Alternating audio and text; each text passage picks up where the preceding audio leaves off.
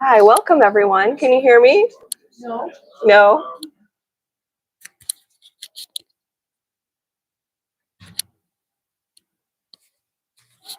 Okay. Welcome everyone. Can you hear me, Chuck? Okay. My name's Elizabeth Wilson, and I'm the Vice President of the Historical Society. I'm here to share a little bit of information about our annual business meeting that's coming up on November 13th. And we are proposing some changes to our Constitution. So this is considered the first reading of those changes, and documents with that information that's proposed to change are right on the back shelf for you to take a look at if you're part of our membership on your way out. In addition, because this is very brief what I'm saying today, we are going to have a public forum in 2 weeks right here on October 23rd at 7 p.m. open to the public for discussion and any questions that anyone might have about the proposed changes to the Constitution. And all are welcome to attend, so we hope to see you there. And also the annual meeting, like I said, is also on a Wednesday in November in about a month. It's November 13th at the Granville Inn. And with that, I'm going to hand it over to Chuck to introduce our speaker.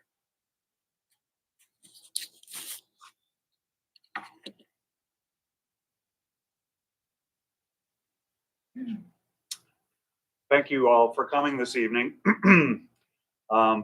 Tonight's program, as all our programs, are supported with the help of a generous donation from former Denison University President Dale T. Noble and his wife Tina. And before we begin, I want to introduce and name members of our programs committee. Nanette Macy-Junes, who is chair, sitting in the back there. Sam Schneid, up front here. Gil Miller apparently could not make it, and Kathy Dollard, our newest member, over there.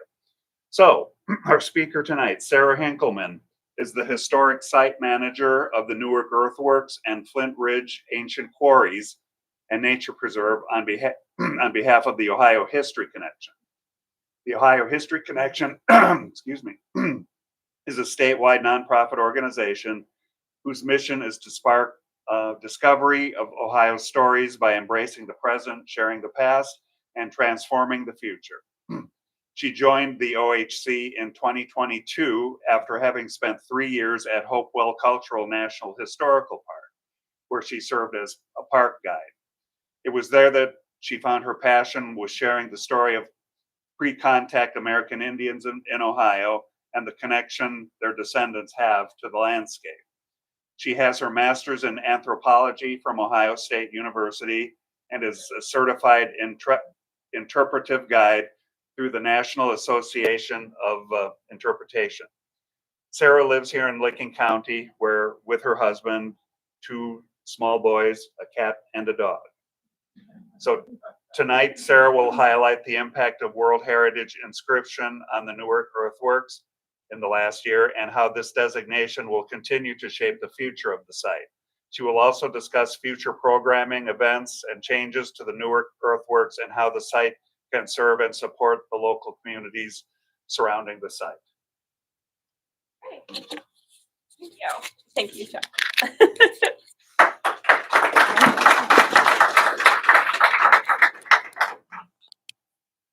Not sure where to put this. Does this work? No. Thank you. For the recording. Oh, it's just for the recording? Yeah. So it's not supposed to, okay. Got it. Cool. Huh? Yeah, yeah. So you guys can hear me all the way in the back? Cool. All right. So yes, my name is Sarah Hinkelman. Thank you so much for having me. I have the honor and privilege of sharing the story of the Newark Earthworks and all Hopewell ceremonial earthworks with everyone who come and visit me, or not visit me and ask me what I do for a living, because I will tell them how amazing these sites are. And I'm very happy that you've joined me today so I can do just that. So I'm going to talk a little bit about the Newark Earthworks. How many of you have ever been there before? Amazing. I love that. I'm so happy that y'all know what I'm talking about. That saves me a little bit of time. I'm still going to give you a little bit of background just in case you need a refresher. If it's been a while since you've come and visited. But this is the entirety of the Newark Earthwork complex. This map was drawn in 1848. Well, actually, a little bit earlier than that by Charles Whittlesey, but it was published in 1848 in a book entitled Ancient Monuments of the Mississippi Valley, which was written by Ephraim Squire and Edwin Davis. This document became the first publication of the Smithsonian Institution. That national institution we've got in Washington, D.C., their publication started right here in Ohio with these Hopewell ceremonial earthworks. But this map was actually based on many maps that preceded it, beginning in the early 1800s. The earliest documented one, and Jeff will correct me if I'm wrong, is 1820 by Caleb Atwater. So even though this was drawn in 1848, it's built upon previous iterations. And much of this portion of the earthworks, the Cherry Valley Ellipse, which is that half oval in the corner there, the large part of the right square, and much of those parallel walls connecting the octagon were largely destroyed by this point. The city of Newark was basically built over the Newark earthworks. It spanned 4.5 square miles.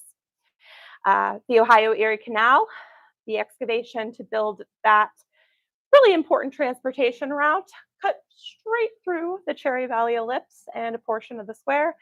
The Central Ohio Railroad soon followed that up, largely destroying that portion of the site. But these maps are incredible, incredible resources. Archaeologists still use them to this day to learn more about the earthwork sites. So, what is an earthwork? You might be familiar with what they look like, but what is their ultimate function? It often gets confused that earthworks and mounds are purely for burial purposes. A lot of people come to me saying, "Oh, there's burials in the Great Circle. That large central mound, that's a burial location." That is not accurate. The Eagle Mound is actually a commemorative mound. It's marking the location of where a very large structure once stood. The Great Circle, the Octagon, other sites like Hopeton were places where people were coming together to gather. Fundamentally, Hopewell ceremonial earthworks are places of gathering. They're places where people were coming together to celebrate, whether that be in relationship to death, the transition from this world on to the next. Some of them are mortuary sites like Mound City or Sipe or Hopewell Mound Group. But many of them have no burials associated with them. We think of them more like churches, temples, cathedrals, and mosques, places where celebrations are occurring. People are able to connect with one another as well as higher powers in the universe even. We'll talk a little bit about how these earthworks are built in conjunction with the cyclical nature of the sun and the moon. A little bit of background about the Hopewell cultural period, because this is just one tiny blip in the long history of human habitation here in Ohio. People have literally been in Licking County for over 12,000 years. When mastodon, those giant megafauna at the end of the Ice Age, were walking around, there were people here in Licking County hunting them. One of the most popular mastodon sites, an excavation of a mastodon skeleton, actually happened at Burning Tree Golf Course in Licking County. It was one of the most complete mastodon skeletons ever recovered. And on that skeleton were butcher marks, which means that people were here hunting that mastodon. Mound building, earthwork building, really began at the tail end of what we call the Archaic period, which begins about 8,000 BCE. It really comes into its own around the Adena cultural period, which begins about 800 BCE. And Adena mounds are a little bit different than Hopewell earthworks in that they're more conical shaped. So rather than being these huge geometric enclosures like we saw with the Newark earthworks, they kind of look like ice cream cones if you round out the top and turn it upside down. We have many Adena earthworks. Even here in Licking County, one of the most popular ones, I think, well, actually one of my favorites is in Fairmount Cemetery, right here in Licking County. It's built right in the cemetery, right next to the church. It's a beautiful example of a Dina mound right here in Licking County, less than half an hour away from where we are right now. But earthwork building and American Indian culture really kind of explodes almost or fluoresces, I guess is a better term, around the Hopewell cultural period, which begins about 100 BCE or 100 CE, depending on which archaeologist you ask. Fun thing about archaeology and dates is that they're a little bit more fluid than we think they are. There's a lot of gray area and overlap between cultural periods. So even though we have these dates attached to things, that date might change in about 10 years or so when new technology and understanding of things comes along. But back to the Hopewell cultural period, this period was really a fluorescence of art, architecture, mathematics. And it wasn't just here in what is now Ohio that this movement took place. It was really a continental wide movement of people from all over North America. And we know that because people were bringing what we call exotic materials with them, materials not local to this region. Things like shark teeth from the Atlantic Ocean, giant whelk shells from the Gulf of Mexico, copper from the Upper Peninsula of Michigan, mica from the Blue Ridge Mountain region, and my personal favorite is actually obsidian. Jeff, you're exempt from this question because I know you know the answer. Who knows how obsidian is formed? Yeah. Yes, it is. It is indeed lava cooling very fast. So, in order to find obsidian, where do you have to go? Well, you have to go west, but what are you looking for when you go west? You're looking for a volcano. Okay, another cop quiz. Who knows where the closest volcano is?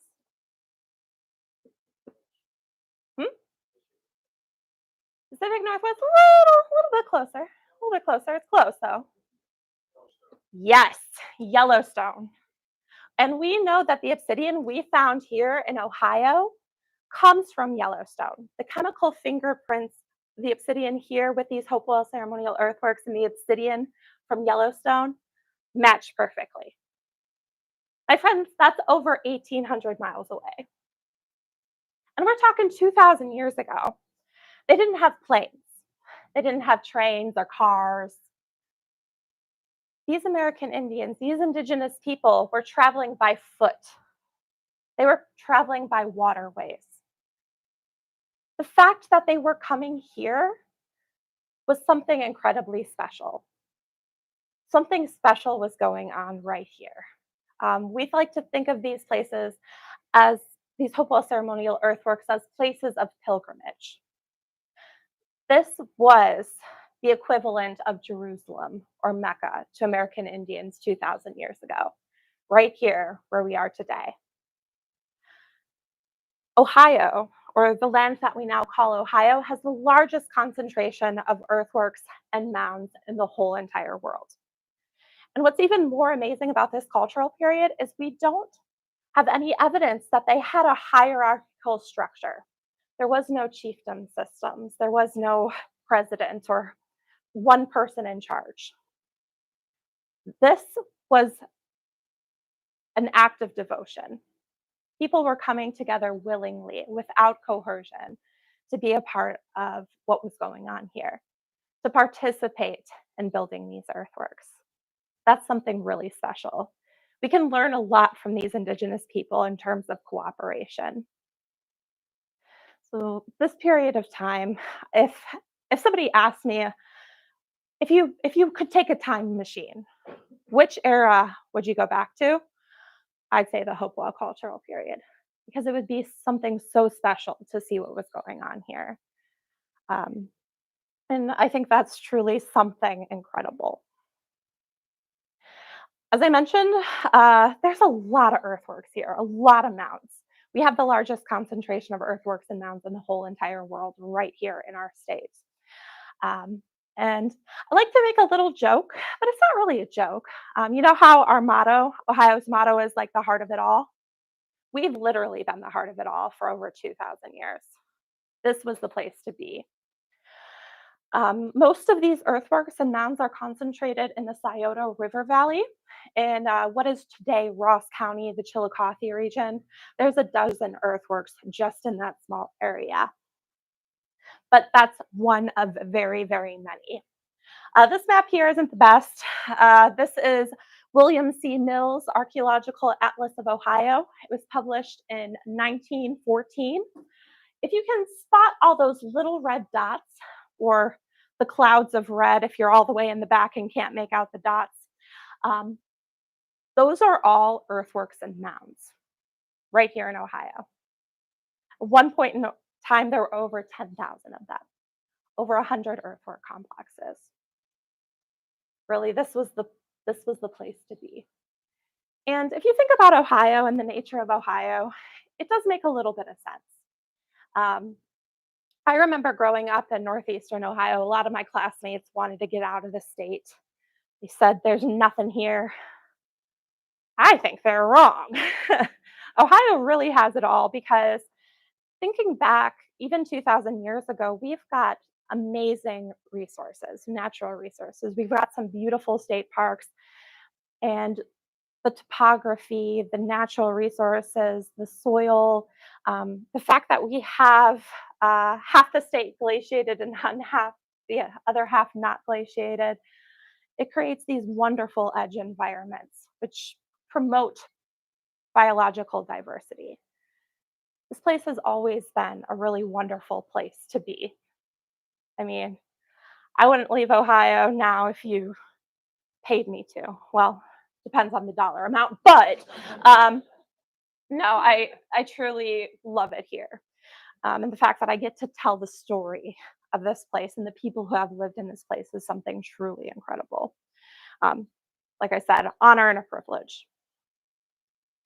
So, a little bit about the agency or the organization that employed me. I started at the Newark Earthworks in 2022. As Chuck mentioned, I was a park guide, which is park ranger adjacent at Hopewell Culture National Historical Park. I was basically an intern there. I was getting my master's degree and they paid me, and I got to tell the story of these amazing sites. My background is in archaeology. I've done a lot of Midwest archaeology. Um, and I love excavation. I love lab work. You could give me a box of projectile points and stone tools, and I'd be absolutely happy for about a week. Um, but I found that really telling the story of the people who created those artifacts, those objects, who lived at these sites was a lot more fun than just sorting lithic flakes. Much as I love it, this is a lot more fun. So I was working down at Hopewell Culture National Historical Park, and I met my current boss, Jenna Altman. Uh, I actually applied for an education position at Serpent Mound. Can you imagine? No, I can't either. But sure enough, 2 years later, a little bit down the line, the Newark Earthworks site manager position opened up, and the rest is history. Speaking of history, that's our business. Uh, the Ohio Historical and Archaeological Society has actually been around since 1885. Uh, we're now known as the Ohio History Connection, and our mission, as Chuck read at the beginning, is to spark discovery of Ohio stories by embracing the present preserving the past and transforming the future. And I think that the Newark Earthworks is a great encapsulation of that mission.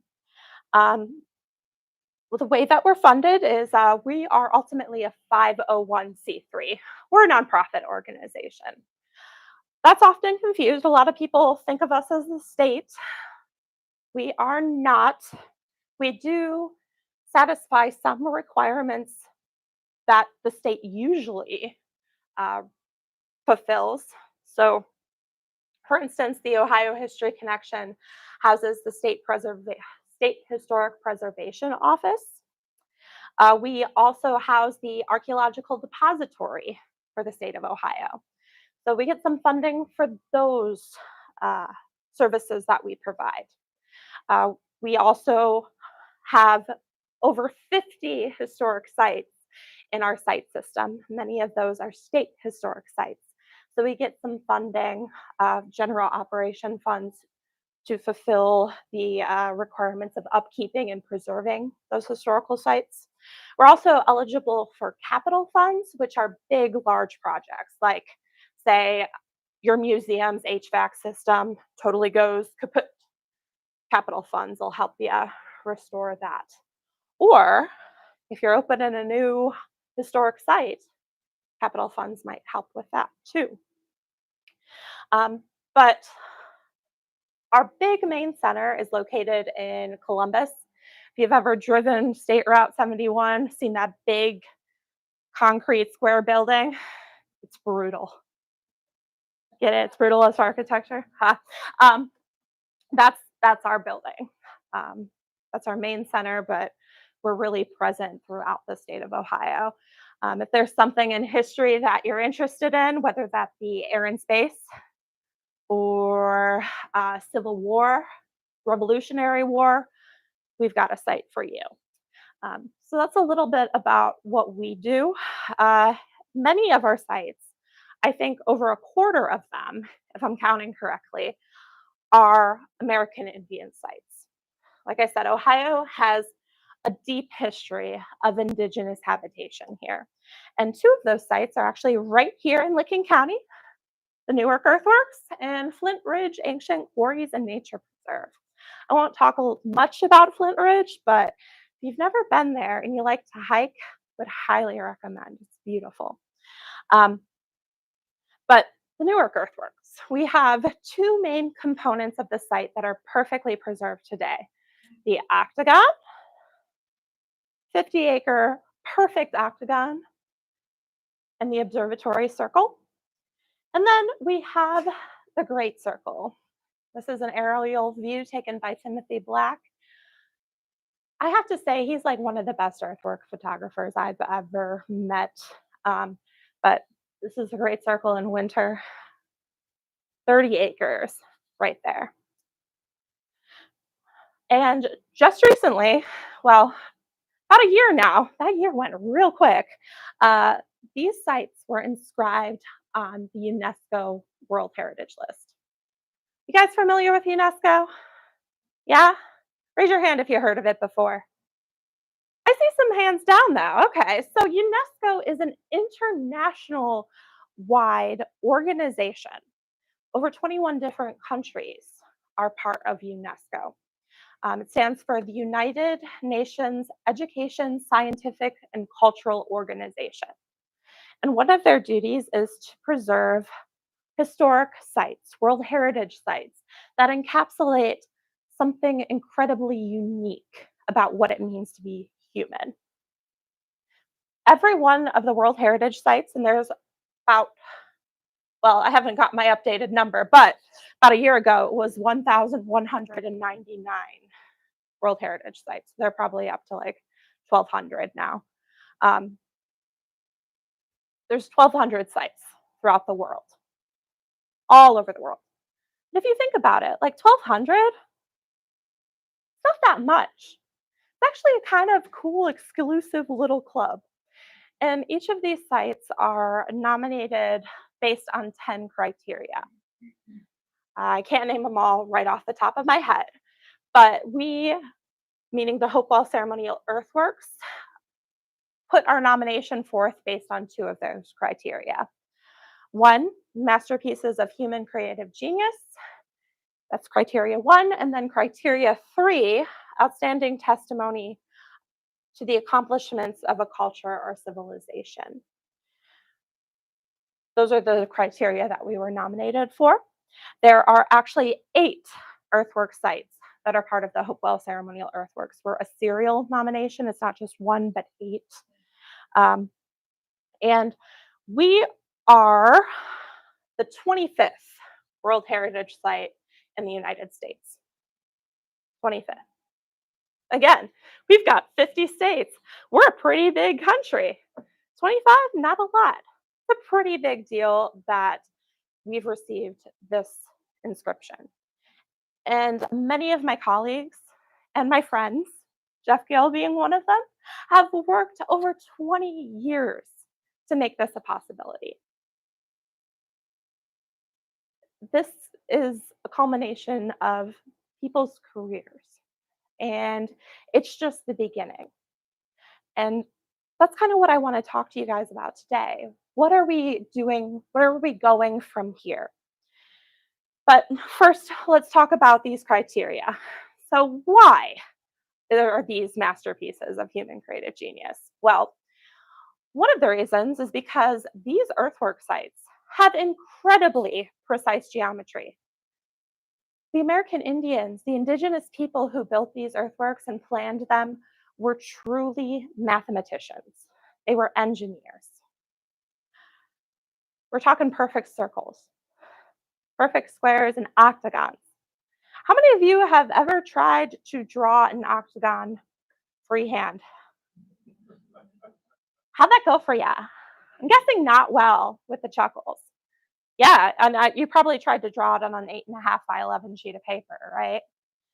The American Indians who built these sites 2,000 years ago were able to build a perfect octagon that encloses 50 acres of land. And the measurements, the diameters of the circles, the areas of the square are passed across time and space.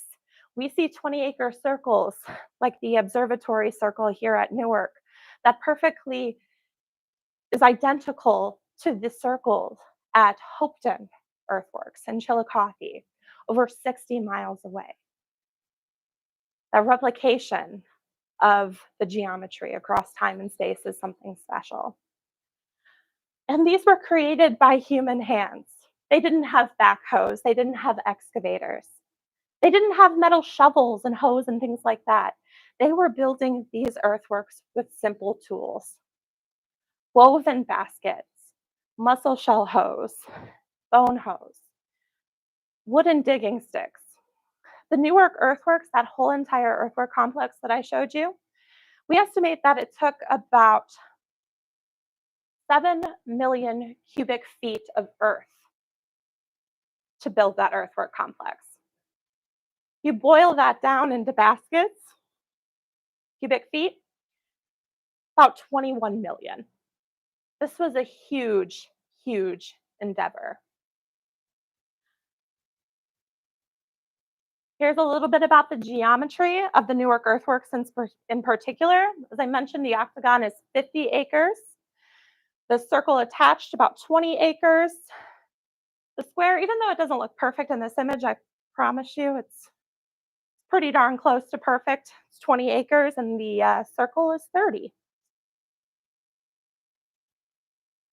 You take the area of the square, 20 acres, matches perfectly to the area of the circle. You draw an imaginary box inside of the octagon connecting those vertices. Area is identical to that of the great circle. The diameter of the observatory circle is 1,054 feet, which is 6 times the distance between the middle of the octagon, the middle of the square, and 6 times the distance between the middle of the circle and the middle of the observatory circle. So they had an amazing grasp of mathematics. There was a standard unit of measurement. It's hard to deny that with this precision, with this accuracy. I got a question today from one of my visitors. Okay, so what was that unit of measurement? Really wonderful question. Wish I knew the answer to. I think many archaeologists wish they knew the answer to that question. We knew that there was one. It's hard to deny this without the existence of one. But a little bit about the preservation, elements of preservation here in Ohio. So anything organic, whether that be cloth, whether that be wood, um, any living thing that was once alive that has since decayed. Ohio has some of the hottest and humid, well, not the hottest, but a lot of humidity during the summer, right? It gets really sticky. Moisture and preservation does not go together. So those organic materials will decay faster. Ohio also has some of the most acidic soils. It eats away at things. So if their measurement system was preserved with fibers, with wood, written on leather, or equivalent to like papyrus or paper, it's long gone. So we can't say that there wasn't a written record, that there wasn't an existence of some sort of measuring system. We just do not have it remaining today. And that's one of the, I guess you call them mysteries, but one of the missing puzzle pieces that we have to the past here in the Midwest. There's some pieces of the puzzle, some missing parts of the story that we'll never have. But we know that this was sacred geometry. These measurement systems, the circles, the squares, the octagons, they were passed across time and space. As I mentioned, we've got the 20-acre circle here at the octagon, equivalent to the 20-acre square at Hopeton, over 60 miles away from another. The other super amazing thing that these earthworks have, many of them, that relate to masterpieces of human creative genius are the connections with the cyclical nature of the universe, the sun and the moon. The rising and setting of the sun at the summer solstice and the equinoxes, and the lunar cycle. How many of you are familiar with the lunar cycle? Well, I know you are, Jeff. Again, any question that I ask, you're kind of exempt from. But these are incredibly, well, the solar cycle, still kind of complex, but it's not as complex as the lunar cycle. These people were astronomers. They were watching the sky. They were in tuned with seasonal changes, with cyclical patterns in the way that the sun and or the earth moves and the moon moves around the sun. So kind of giving you an overview of the solar cycle. So this is kind of high level, but we have a tilt. It's about 23.4 degrees. And every day, the sun seems to rise at a different point in the sky. It almost moves in the way that a pendulum would. Makes a really cool figure-8 form. And if the Earth is tilted more towards the sun, those result in those longer days. So summer days, and if the Earth is tilted away, that results in shorter days. And the total pathway, that total movement, takes about 365 days a year. And it's pretty predictable, that pattern. The longest day of the year is the summer solstice. Happens about the same time every year, actually the same time every year, about June 20th. The equinoxes happen in the spring and the fall, same time every year. Shortest day of the year, the winter solstice, same time every year. It's pretty predictable. That's the solar cycle. These earthworks were built with that in mind. Almost like calendars, but also places where those alignments were celebrated, where the pathway of the sun and the moon and those cyclical changes were meaningful and people were gathering to celebrate them. So if you're looking to the left, your left, that's Hopeton again. Hopeton's part of Hopewell Culture National Historical Park in Chillicothe. Hopeton has two astronomical alignments, the winter solstice and the summer solstice. If you stand at one corner of the square on the winter solstice sunset and watch the sunset, it sets directly through a passageway on either side. See those gateways? Directly through. Now, on the winter solstice, if you stand at the entryway of those long parallel walls and watch the sunset, set straight directly through those walls. There's no accident about that. That was built, constructed into these earthwork complexes. This image over here, the right-hand image, is of Fort Ancient. Fort Ancient is a Hopewell ceremonial earthwork that kind of strays away from what we think of the norm of earthworks, especially Hopewell ceremonial earthworks. It's not a geometric enclosure, it is a hilltop enclosure, meaning those earthen walls straddle the natural ridge line above the Miami River Valley. Fort Ancient's got to be super cool and have summer solstice alignments. And you'll also see that they have lunar alignments too. I have like a friendly rivalry with my counterpart at Fort Ancient. We argue about whose site is cooler. We're both going to lose because they're both amazing sites. But yeah, they've got both alignments. But one thing to really grasp is that there's a square, imaginary square drawn in the north fort of Fort Ancient. That's what we're looking at right there. And those mounds, which mark each corner of the square, align with lunar alignments, or lunar and solar alignments. We're looking at the solar ones in particular. That one that kind of bears off this way, that's the summer solstice sunrise. So if you watch the sun rise at that point, you'll see it rise directly through a gap in the gateway there. The winter solstice is the one that kind of goes off to the right-hand side. These mounds that mark each corner of the square were stone-capped, and many of those stones showed evidence of, well, all of the stones showed evidence of burning. So we have reason to believe that there were actually fires lit on top of each mound, likely related to those days when people were coming together to celebrate those solstice events, those solar alignments. This is an image of the winter solstice sunrise at Fort Ancient. See beautifully through those gateways. All right, so that's the solar cycle. Let's talk about the lunar cycle. So the moon positioned a little bit different than the Earth is positioned with the sun.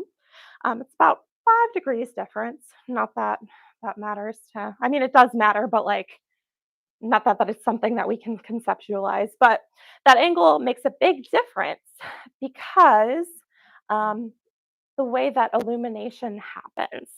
So if it's facing the sun, directly opposite of it rather, that's a full moon. If it's the same direction of the sun, that's a new moon. And the crescent moon is also near the sun as well. It's that waxing and waning cycle. I'm still trying to grasp the lunar cycle. If you can't tell, I'm a archaeologist, not an astronomer. But it's incredibly complex. Before I started this job, it was all about the waxing and the waning of the moon. I could recognize that.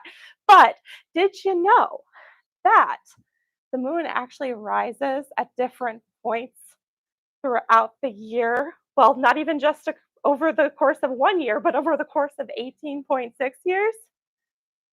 Well, it do. But that whole revolution, the waxing and the waning, takes about 29 and a half days. But here's where that 5-degree tilt comes in. It causes the moon to rise and set more northerly and southerly than the sun. So the moon at its northernmost and southernmost point actually is rising and setting farther out than the sun does at its solstices.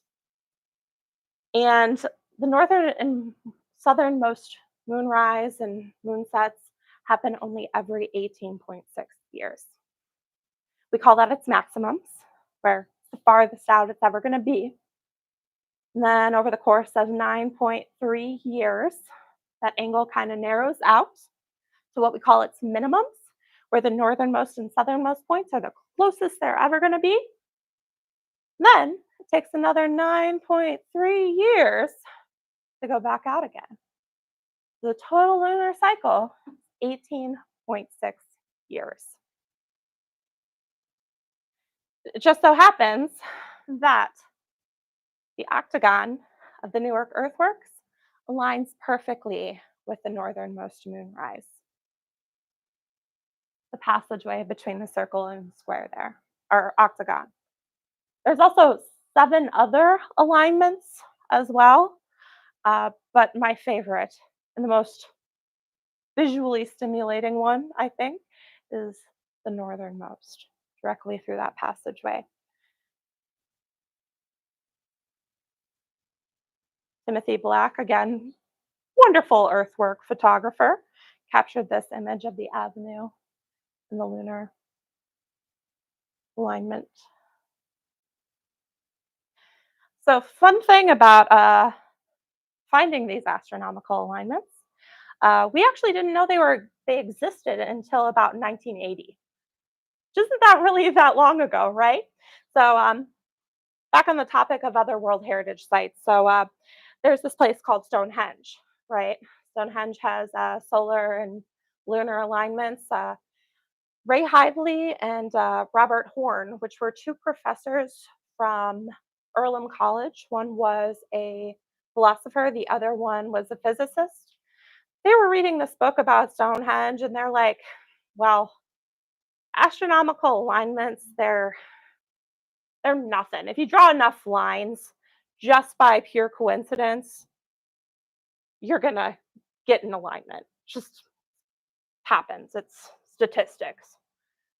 So they couldn't make it to Stonehenge because it's kind of a ways away from Indiana, right? But they could make it to the octagon, the Newark Earthworks.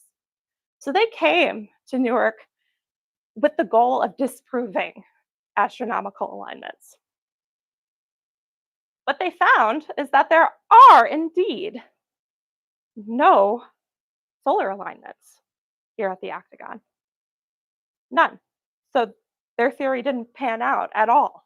They're like, no solar alignments? Now that's statistically significant.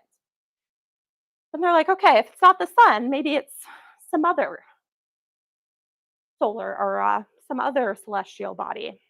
Let's try the moon. Sure enough, that's what they found. They found the lunar alignment, that major one through the avenue connecting the circle and the octagon, and those 7 others, which gave Observatory Mound a whole new meaning. We called it Observatory Mound before. That point of the earthwork is about 6 feet higher than the surrounding wall. But now that's the place where you would want to observe that lunar alignment.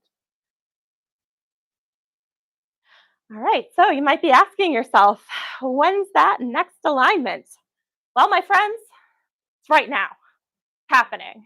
The next alignment is actually October 21st of this month. It's at 9:41 p.m. There's other chances to view it as well. March 7th is actually the northernmost moonrise, because that alignment is visible over the course of like about a year and a half.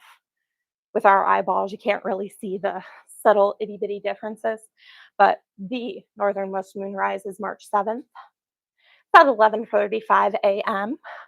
There's also a good time to see it again at night on October 11th, 2025. You're like, oh my gosh, October 21st? That's like 2 weeks away. Why haven't you been advertising this? Good question. So there's a couple of reasons. Number one is we still do not have full access to the Octagon yet. It still operates as a Mound Builders Country Club. I don't know if you noticed, did I put a picture in there? Well, I'll flip back at the end. You'll see that the Octagon actually functions as a golf course, Mound Builders Country Club. Their current lease would have gone until 2078, but there was a settlement reached between the Ohio History Connection, who owns the site, and Mound Builders Country Club to buy out that lease. And effective January 1st, 2025, that site will be open and accessible to the public every single day of the year. But not until January. So that's one of our barriers. We don't want to flood the place with people. Another, and I think the most important reason why we haven't fully advertised it is because we've got some really, really important guests coming on October 21st. Those are our tribal partners, the descendants of the indigenous people who built these earthworks. And many of them have never had the chance to witness these lunar alignments. So we want to give them the chance to do that without like a million people surrounding them. We want them to experience it so that we can offer a fuller visitor experience in 2025. And really, our tribal partners, this wouldn't be possible without them. World Heritage would not be possible without them. This is Chief Glenna Wallace. She is the first female chief of the Eastern Shawnee, and she is one of the most amazing women that I will ever meet. Inspirational, just so powerful. And this, I think, is one of my favorite quotes from her. She says, "These people have, for the most part, been overlooked, unrecognized, and underappreciated. And today we have the opportunity to change that, and that's our responsibility." So letting Indigenous people, offering space for them to be in these earthworks, to experience them, and to share their stories and their connection with these spaces is something that is so incredibly important. So that's why we haven't advertised the 21st.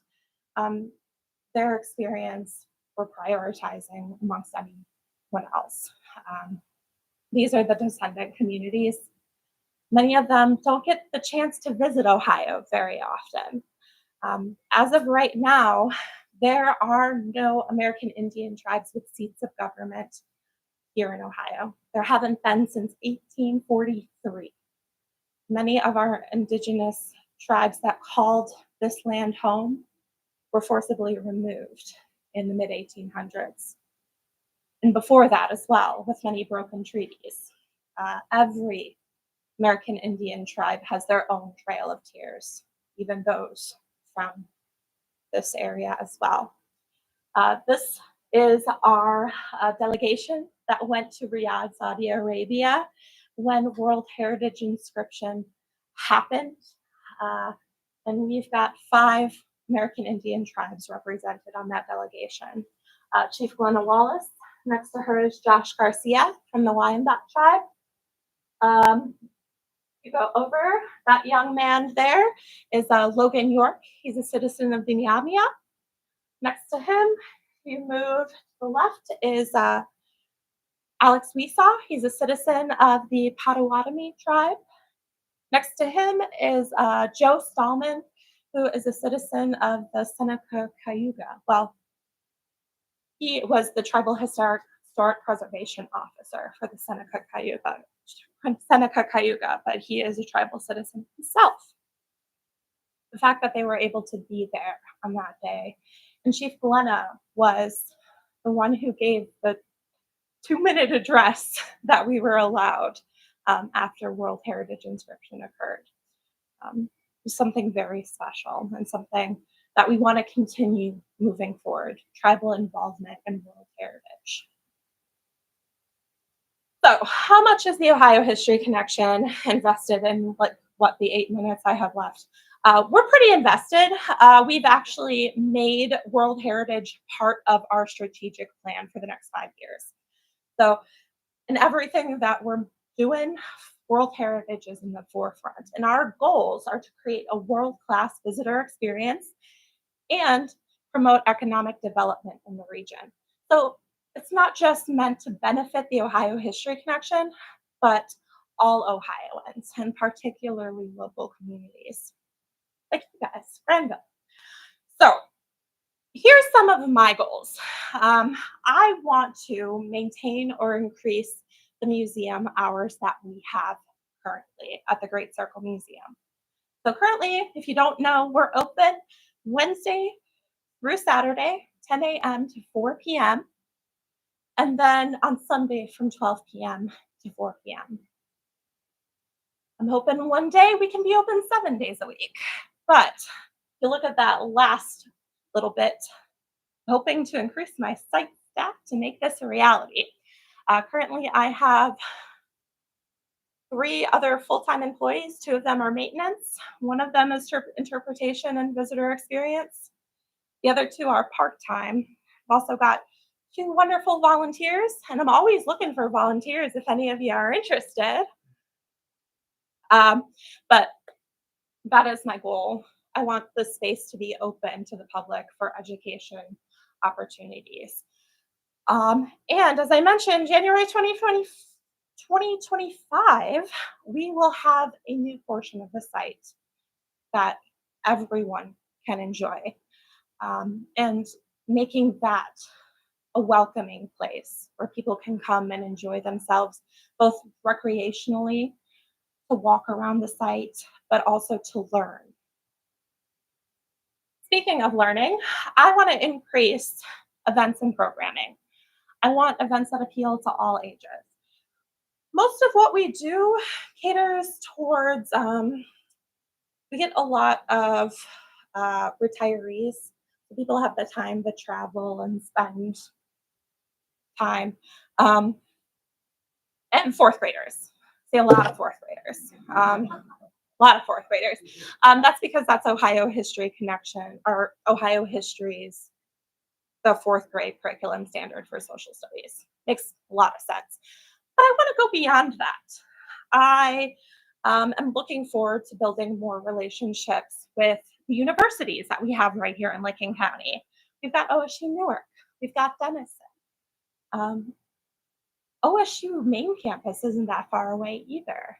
So really building these opportunities to partner and learn and grow. Some of the events that we have coming up, that I am hereby decreeing that we are doing as site manager of the Newark Earthworks, we will have a Licking County History Day, because really it's the citizens of Licking County that made the preservation of the Newark Earthworks possible. I want to celebrate that. If I got my dates correct, I need to double check myself. March 1st, 1808 was when Licking County was incorporated. So I'm hereby declaring that at the Newark Earthworks Licking County Day. So come and celebrate us. No way. There we go. So you should all be there from Granville. You got to celebrate Licking County happened right here. We're also having that northernmost moonrise celebration as well. And the other barrier that I see a lot when it comes to earthwork tours is physical accessibility. We do a lot of walking. Sites are big.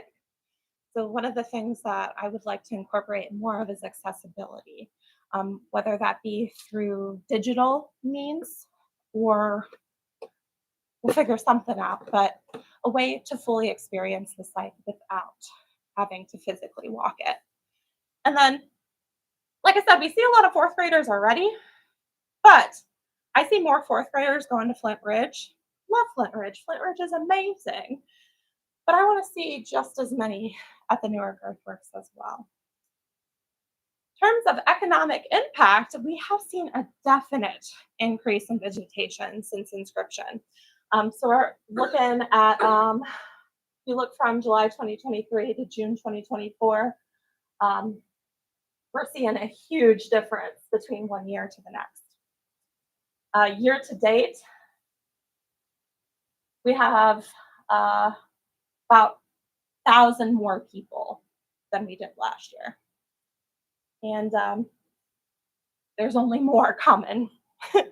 We're open year round. And one of my biggest goals is not to just draw people to the earthworks, but to other sites and attractions around the area.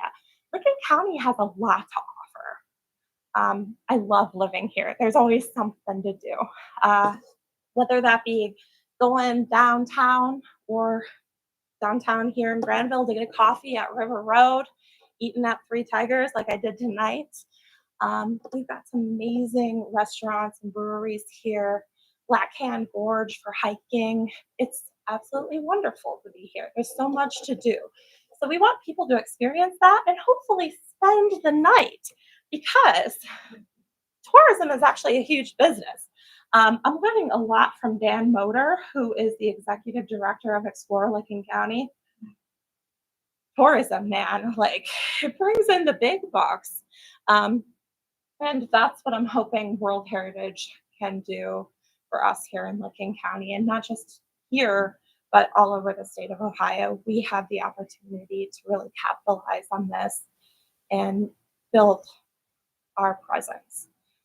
So that when kids like me in high school say, oh, I want to get out of this state, I won't say that anymore, because we've got so much to do here, so much to be proud of. So I want this to continue in the tradition of gathering, of celebrating, of being part of something bigger, because that's truly what these earthwork sites are all about: coming together, places of gathering.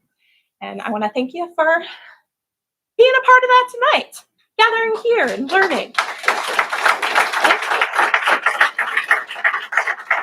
Yeah, look at me, 7:59. I'm getting these presentations down. Thank you, sir. Can you take a couple questions? Yeah, absolutely. Hopefully my kids are in bed by the time I get home. So yeah, ask me all the questions. Speak loudly. I'm assuming you're going to have some kind of blowout celebration on January the 1st, 2025 as well. Yes. Oh, yes. I neglected to put that in my presentation. Yes. January 1st, 2025, we are planning on being open, offering tours of that site. It'll look, if you've ever been to one of our open houses, it'll look very similar to that, where we'll be offering regular periodic tours of the Octagon.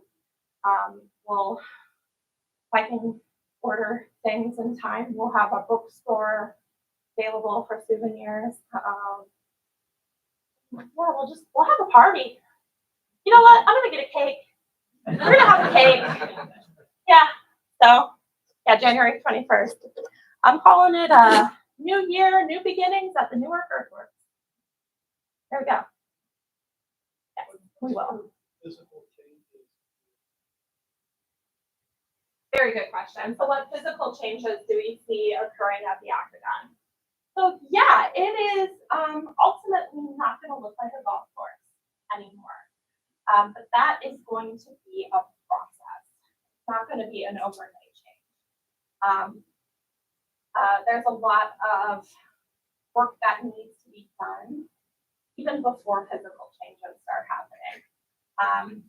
We need to figure out where the underground utilities are, which will entail geophysical survey.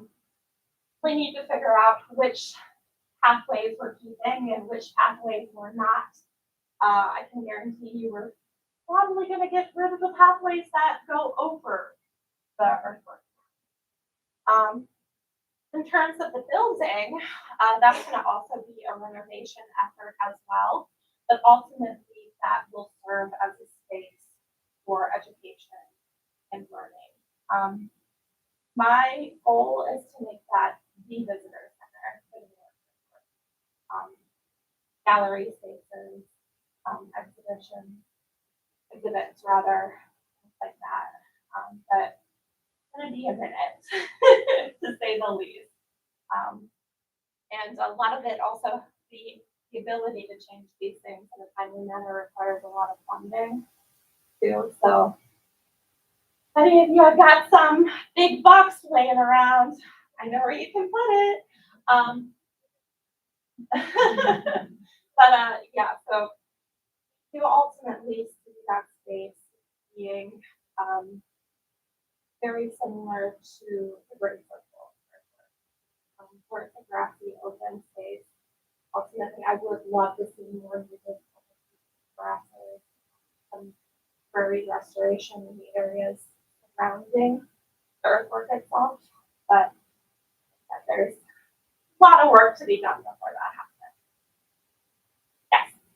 Along the same lines, like, I'm wondering, is there gonna be a main gate, ticket booth? Oh. You know, how do you Yeah. do you crowd control or visitor? Yeah, so visitor control at the Octagon. Ultimately, like, again, I see it being very similar to the Great Circle, where the grounds themselves are open and accessible from dawn till dusk, where people have the ability to come and go as they please. The building will have regular accessible hours, probably very similar to what the Great Circle has today, so Wednesday through Saturday, 10 to 4 on Sunday. If I get more staff, we'll expand that. But as of right now, I don't see any limitations on access. We're even discussing the possibility of having guided tours sponsored at the Octagon for a certain amount of time, so that people can experience it without the looking for a monetary barrier. But still in the planning process, even though it's a couple of months away, we're still in conversation. So, yes. Related to that, what are you gonna do with the trees? So what are we gonna do with the trees at the Octagon? Ultimately, Or both. at the Great Circle too. Oh, yeah. All right, so we actually have a vegetation management plan at the Ohio History Connection related to earthworks. So our vegetation management plan is this. If we see a tree that's sick, not doing so well, it poses a danger to our visitors or to the preservation of the earthwork itself. Like say that tree is on the earthwork wall, got quite a few of them at the Great Circle. We see that not doing so good, we will take care of that. We don't want anybody to get hurt or the earthwork. But if the tree is fine, it's doing its thing, it's healthy, we're gonna leave it until it's time for it to come down. So ultimately, one day, someday, probably not in any of our lifetimes, or even my little kids' lifetimes, those spaces will be open. There won't be any trees. I will say that there may be a couple of trees that we do remove at the Octagon. And that will be to fully visualize the linear alignment. There's quite a few big guys in there straight through that avenue. So those would be the only trees that we would intentionally consider healthy or not. But the rest of them, as long as they're doing good, keep them. Yeah, I love trees. Trees are my favorite. And those of us who give tours of the earthworks, we love a good tree in the middle of July. Yes.